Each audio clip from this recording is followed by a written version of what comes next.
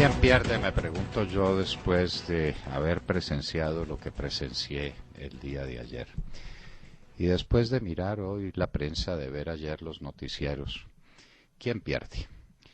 Pierde el país al que no se le cuentan las cosas, con una prensa de espaldas a su realidad, porque han resuelto ponerle la campana neumática al presidente Uribe y a la campaña de Uribe Centro Democrático. ¿Quién pierde? ¿Quién pierde? Quien pierde es la verdad. Hay una cosa moribunda en el mundo que es la verdad, decía Jean-François Revel en uno de sus libros colosales.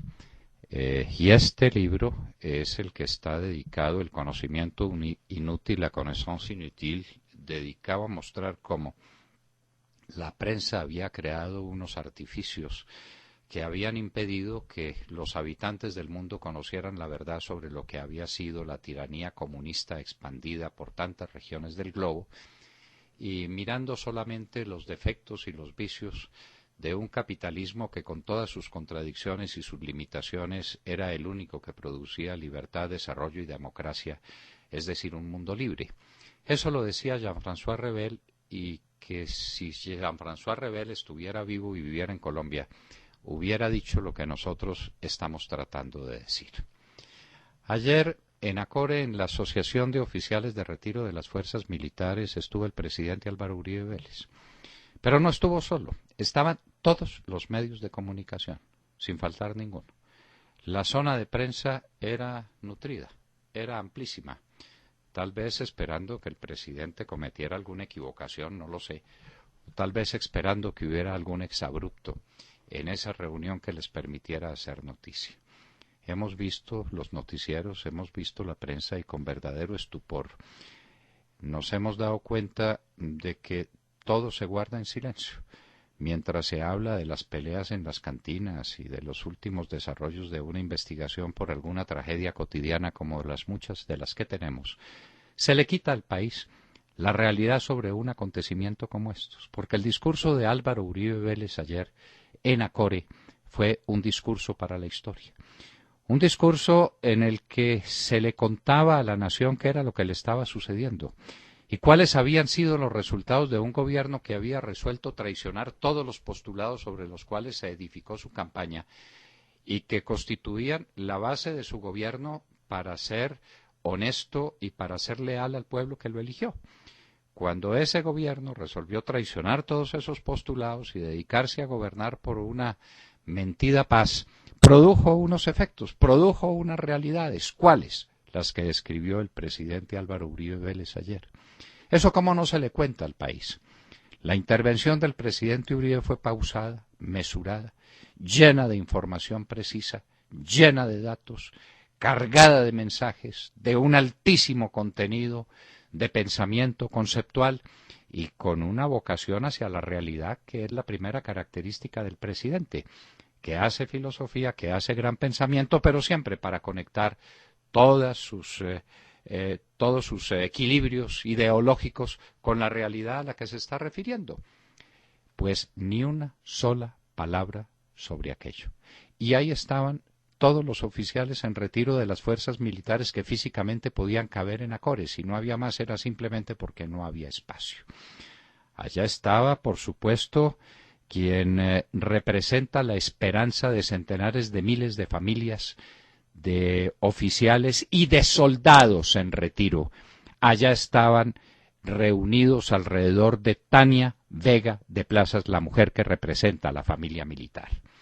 Y allá estaba uno de los almirantes más importantes que ha tenido Colombia y que fue además como civil, porque ha demostrado una capacidad gerencial gigantesca, la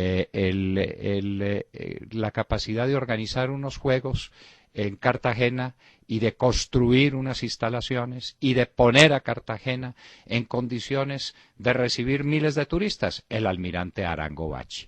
Allá estaban todos ellos.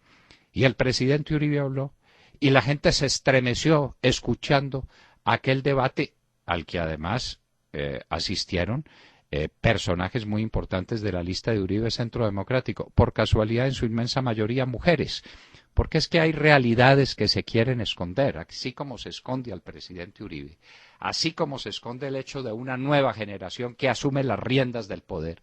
Aquí llaman renovación de los partidos la presencia de Serpa y la presencia de Gerlain. Ambos son mayores que yo. ¿Cómo estaremos para la renovación política en el país? Esta es la hora en que esos señores debían dedicarse a pensar o a producir o a escribir o a opinar a la distancia de las realidades que empiezan a desbordar a una generación que tiene que ser reemplazada por otra nueva, como la generación que estaba allá, como las realidades que estaban representadas en la reunión de Acori, de las que no se dice una sola palabra porque el mandato es campana neumática. Como tampoco dice nada la prensa sobre la lista uribista a la Cámara de Representantes por Bogotá, que tiene también unos mensajes claros. Y eso no son listas de las que llaman abiertas para que cada uno vote por el que quiera y para que se peleen a dentelladas por los puestos, a dentelladas por los votos que vayan a depositarse en las urnas. No, aquí hay una organización y aquí hay una disposición y aquí hay una jerarquía que se le ofrece a la gente. Y los tres primeros renglones de la lista para la Cámara de Bogotá son 3 mujeres, encabezadas por María Fernanda Cabal.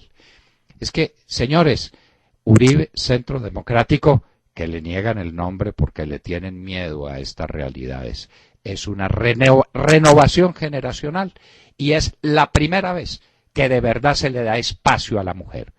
Hoy estamos celebrando las glorias y la grandeza de un hombre como Mandela que ha fallecido.